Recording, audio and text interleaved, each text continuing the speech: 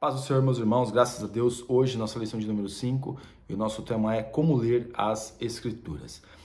Eu gosto muito de ouvir palestras, até mesmo tanto pregações como palestras de filosofia, história, essas coisas. Eu estava ouvindo uma vez o Leandro Carnal, eu acho que os meus irmãos conhecem, e alguém perguntou para ele, qual é o segredo para ler tanto? Eu achei a resposta dele fenomenal, muito interessante e muito inspiradora. As pessoas, mas como você lê tanto? E questionando ele, pedindo o segredo, a fórmula mágica para ler tanto. Ele falou, olha, eu vou, como é que eu posso dizer? Eu vou revelar este segredo, que eu só revelo em tribunais e tal. E sabe o que eu faço? Eu sento, abro o livro e leio. Ou seja, não há nenhuma fórmula mágica, meus irmãos, para nós lermos. É só nós nos aplicarmos, abrir o livro e ler. Hoje nós vamos falar da Bíblia. Como é que eu faço para ler a Bíblia? Abre a Bíblia e lê. Mas eu posso ler a Bíblia como um livro comum? Irmãos, se você esperar que você vai ler a Bíblia e vai entender tudo que tem nela, esquece, isso não vai acontecer. A leitura da Bíblia é como a gente assiste qualquer coisa ou ler qualquer coisa. Quanto mais você assiste um filme, qualquer filme que você pode, um filme que você goste. Toda vez que você assiste aquele filme que você gosta, você consegue prestar atenção numa situação ou consegue absorver mais do que aquilo da história que você absorveu antes. Ou seja, consegue melhorar o entendimento acerca daquilo.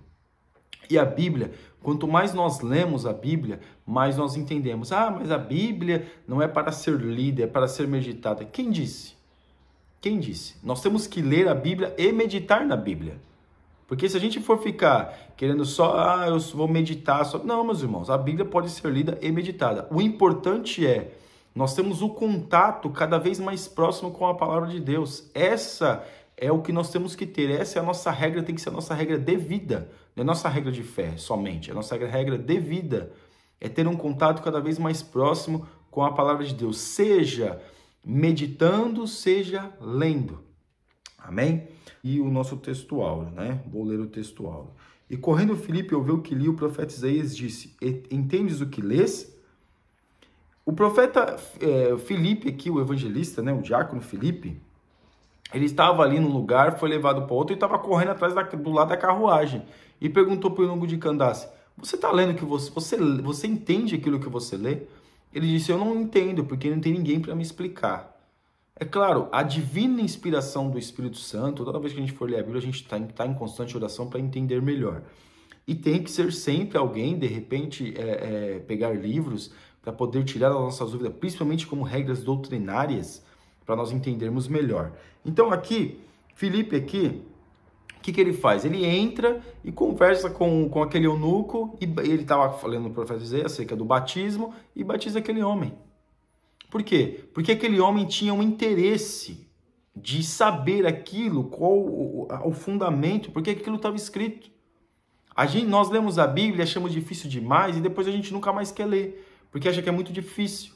É melhor ouvir uma pregação que é mais mastigado e pronto. Aqui o interesse, mesmo sem entender, o eunuco continuava lendo. Irmão, toda vez, eu já citei isso nos comentários desse trimestre, quando nós vamos ler a Bíblia, vai dar sono, vai dar preguiça, vai ter um monte de outras coisas para fazer.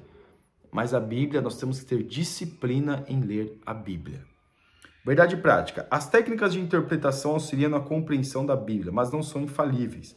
Por isso, não podem ser colocadas acima da autoridade da palavra de Deus. Existem alguns mecanismos, palavras e teologia, palavras como hermenêutica, exegese, para nós entendermos com mais facilidade a interpretação bíblica. Isso é muito bom. Mas hoje, felizmente ou infelizmente, nós temos várias linhas de interpretação, que são chamadas de linhas teológicas. E parece que, às vezes, o que uma igreja, e não estou falando de uma igreja católica, estou dizendo igrejas evangélicas, E perceba que algumas igrejas têm umas interpretações, outras interpretam de forma diferente. Mas isso não quer dizer, meus irmãos, que está errado. Não, ele interpreta daquela forma, mas aquele interpreta daquela forma. O que nós temos que ter é o nosso entendimento. Ou fazer aquele que interpreta daquela forma fazer mais sentido para nós, ou de outra, aquele que interpreta de outro jeito fazer mais sentido.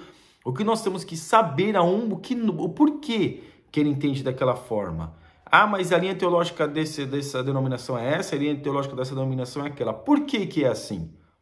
As pessoas apenas aceitam sem questionar o porquê, sem procurar saber o porquê. E como a gente faz isso? É lendo, é pesquisando, é pensando, é raciocinando em cima daquilo que nós estamos tendo acesso.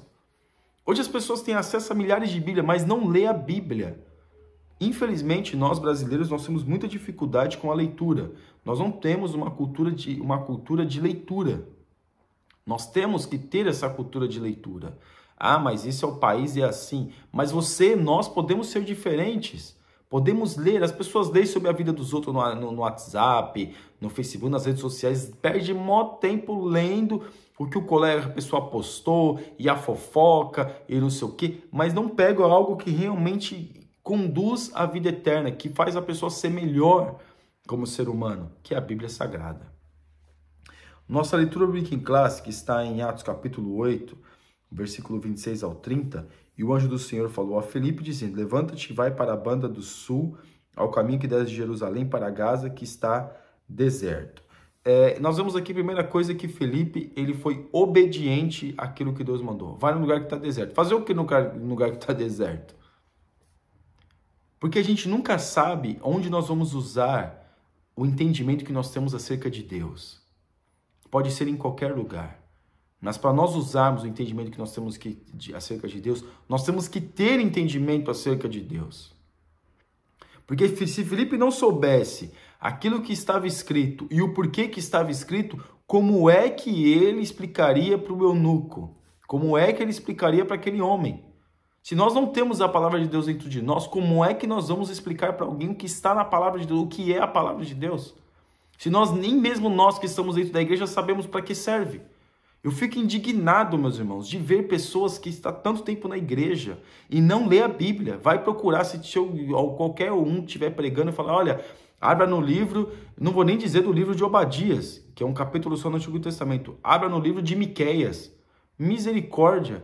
A pessoa vai no Antigo, vai no Novo, e fica procurando, e vai no índice para procurar, porque não conhece. Ou abre no livro de Filemon, na Epístola a Filemon. Misericórdia, aí que não encontra mesmo.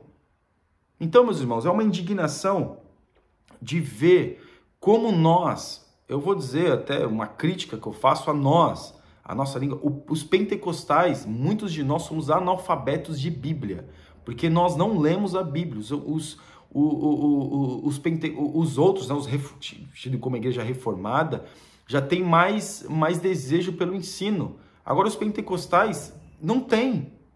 É horrível que não vê, que não tem um desejo pelo ensino.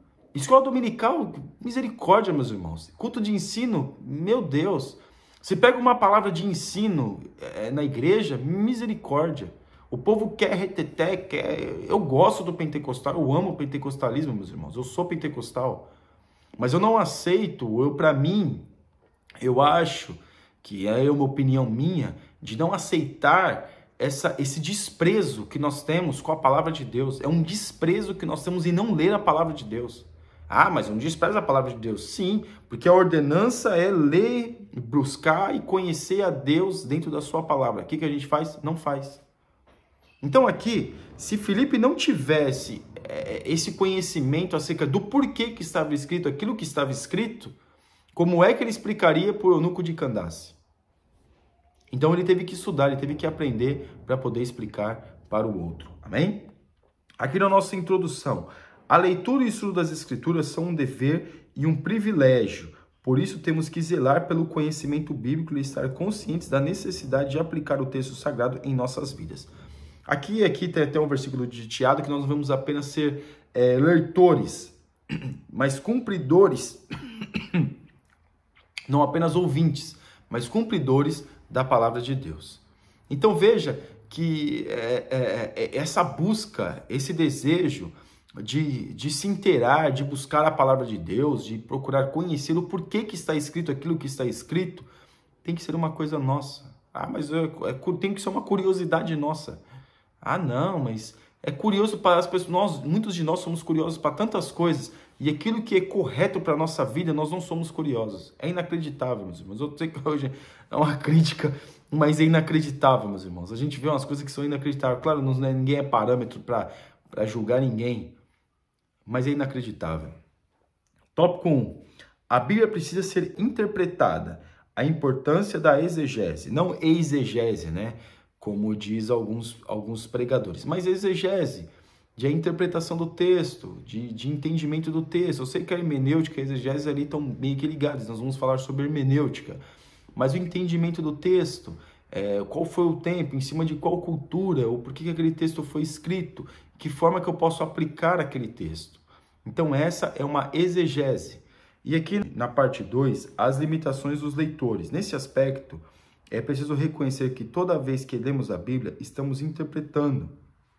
Então, claro, meus irmãos, nós lemos a Bíblia e nós estamos interpretando a Bíblia de fato, mas nós temos que interpretar a Bíblia não com arrogância, mas sim com humildade.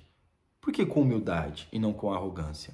Porque a humildade faz nós aceitarmos e termos os ouvidos sensíveis à voz do Espírito Santo. A arrogância, eu procuro achar erros na Bíblia, claro, primeiramente, e procuro assemelhar a Bíblia aos meus próprios erros. E o humilde não. O humilde procura entender a Bíblia e aplicar a Bíblia e reconhecer que a Bíblia é sua regra de fé e que está errado perante aquilo que está escrito. Aqui na parte 3, a natureza das Escrituras. Nesse ponto, ratificamos que a necessidade de a Bíblia ser interpretada acha-se na natureza da própria palavra de Deus. Como já é estudado, o texto bíblico foi escrito majoritariamente em duas línguas distintas, hebraico e grego, no período aproximado de 1.600 anos por cerca de 40 autores que viveram em épocas e culturas diferentes. Então, claro, se a gente for pegar alguns livros, nós vemos que a cultura era diferente. Até mesmo os judeus da época, os hebreus, né, da época de Moisés, e os hebreus da época de Jesus, ou os judeus da época de Jesus, são pessoas diferentes, mas foi escrito para eles, é um povo. Mas a cultura acaba sendo modificada em alguns aspectos. Também, claro, algumas inovações também chegam, não como agora, mas também já existia. Então vemos que algumas coisas foram mudando, mas que a concordância da Bíblia não é mudada. A Bíblia, ela pode ser aplicada em várias culturas, em vários aspectos, em vários tempos da humanidade. Então a Bíblia nunca sai de moda, a Bíblia nunca é um livro ultrapassado. A Bíblia é um livro atual e se daqui 1000 anos Jesus não tiver voltado ainda para buscar a sua igreja, como nós cremos, a Bíblia vai continuar sendo um livro atual. A Bíblia vai continuar sendo um livro atual.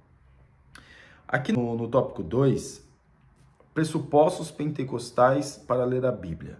A autoridade da Bíblia. Uma das marcas do pentecostalismo é o seu compromisso inegociável com as Escrituras. Eu disse que nós pentecostais, o que falta para nós é um apreço maior ao ensino. E nós somos muito analfabetos de Bíblia. Mas nós temos uma coisa muito boa. Nós não ficamos contestando a palavra. A palavra está falando do batismo, nós cremos no batismo. A palavra está falando daquilo que é inspiração da Bíblia, dos dons, nós cremos nos dons. Então, nós temos essa condição de entender que a autoridade bíblica foi feita pelo Espírito Santo. E nós temos esse conhecimento, meus irmãos, que depois que fechou o cânon sagrado, não pôde ler mais, não pôde entrar mais nada. Alguns dizem que o livro de Atos dos Apóstolos continua sendo escrito pelas nossas vidas. Mas, é claro, não entra no cânon sagrado, mas continua sendo escrito. Porque continua ainda os afazeres da igreja, a missão da igreja. Aqui na parte 2, a iluminação do Espírito Santo. A doutrina da iluminação se refere à atuação do Espírito Santo na vida do crente, que o capacita a discernir as verdades da palavra de Deus. Então, essa palavra discernimento, muitos nem aceitam, né? Muitos nem aceitam, não querem saber, acham que não, fala que não tem problema, fala... Irmãos, mas o que a gente percebe discernir os espíritos. Discernir é o entendimento mais aprofundado, é a separação das coisas. Porque se nós não tivermos discernimento hoje, nós vamos agir pela emoção, nós vamos agir em função de outras pessoas somente. Então, quando nós discernimos, pedimos para Deus para discernir, nós procuramos o quê? Temos humildade para aceitar quando deve e quando não deve ir. Quando deve e quando não deve aceitar. Porque eu posso pegar a Bíblia e interpretá-la ao meu bel prazer. Mas o meu discernimento diante de Deus, com a inspiração do Espírito Santo, não me deixa ser enganado por mim mesmo na minha condição pecaminosa ao ler a Bíblia. Então veja que há isso também. Porque muitos hoje, principalmente hoje, fazem coisas terríveis e depois lê a Bíblia. Não, tá vendo? A Bíblia atesta aquilo que eu fiz. Ou seja, achando que a Bíblia aprova o erro que a pessoa cometeu. Parte 3. O valor da experiência. O texto sagrado é útil para o ensino, repreensão, correção, a fim de tornar o salvo perfeito. Então, o livro, a Bíblia, ela traz essa correção, mas ela não traz uma correção em forma de insulto, né? Ela não insulta ninguém. Pelo contrário, ela corrige com amor. Porque ela corrige e mostra por que está corrigindo e se aceitar aquela correção, para onde vai e o que vai ser daquela pessoa que se submeteu àquela correção. Então a Bíblia, ela nos traz esse entendimento de correção, de realmente colocar um limite na vida do homem, colocar um limite na nossa consciência acerca de nós mesmos, acerca das nossas limitações. Na parte 3, regras básicas de interpretação. A Escritura é sua própria intérprete, né? Aí é que vai falar da hermenêutica. A Bíblia, ela se autoconcorda. Né? Então, para nós, como eu disse no começo, para nós temos um pouquinho mais de noção e de entendimento da Bíblia, nós temos que ler a Bíblia. Ah, mas leia com uma visão panorâmica, para nós entendermos qual é o panorama da Bíblia, acerca dos livros, o que está contido nas histórias, os livros proféticos, os livros, os evangelhos. Leia, releia e faça isso como uma regra de vida. Ler a Bíblia. Ler a Bíblia. Ah, mas eu vou ler um capítulo por dia. Então leia um capítulo por dia, meus irmãos. Infelizmente as pessoas não lêem nem um capítulo por dia e fica mais lendo o que está contido no Facebook, nas redes sociais e vendo muitas coisas, do que lendo. A leitura é uma fonte de conhecimento. A Bíblia é uma fonte de conhecimento. Se nós lermos a Bíblia, entendermos, buscarmos diante de Deus entender a Bíblia, interpretar a Bíblia, nós podemos ler qualquer livro que a gente vai saber dividir aquilo que é bom para nós e aquilo que não é. Não seremos enganados. E o princípio de interpretação bíblica. Dentre os princípios gramaticais, históricos e literários, enfatizamos que o texto bíblico tem sentido único e sempre que possível deve ser interpretado literalmente, né? Muitos falam que muitas profecias têm que ser interpretadas alegoricamente, mas literalmente, no literal mesmo. Algumas coisas são alegóricas, mas a maioria é literal, meus irmãos, literalmente. Profecias podem ser figuras alegóricas, mas aquilo que é princípio de vida, regra de fé, tem que ser de forma literal. E aqui nossa parte 3, os perigos da hermenêutica pós-moderna. Hoje, né, como nós estávamos falando acerca da pós-modernidade, dessas coisas, até que é bom. Veio muitos livros, veio muitos homens estudados que escreveram, é bom. Mas até que ponto é bom? Né? Até que ponto é bom? Porque nessa literatura vasta que nós temos de interpretação bíblica, nós vemos que muitos interpretam ao seu bel prazer, interpretam à sua maneira. E é isso que é o problema. Então, a pós-modernidade, como a teologia da prosperidade, que, meus irmãos, a teologia da prosperidade está destruindo muitas vidas. Né? E também essa questão de guerra espiritual, só guerra espiritual, da forma que ela é descrita uma guerra espiritual. Não estou dizendo que não existe, a guerra espiritual ela existe, mas da forma que foi escrito. Também aquelas pessoas que foram, essa literatura muito da questão do inferno, as pessoas que foram arrebatadas para o inferno, e isso se criou, uma coisa assim, que isso é o quê? É pós-moderno, isso é de agora.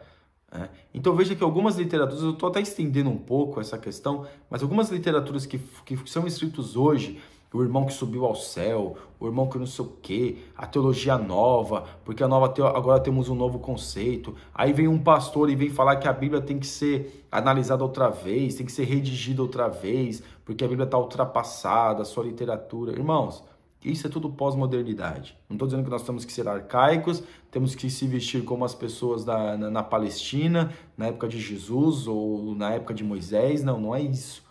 Mas entender e aplicar a Bíblia no nosso contexto nos dias de hoje. É a melhor forma que nós podemos fazer.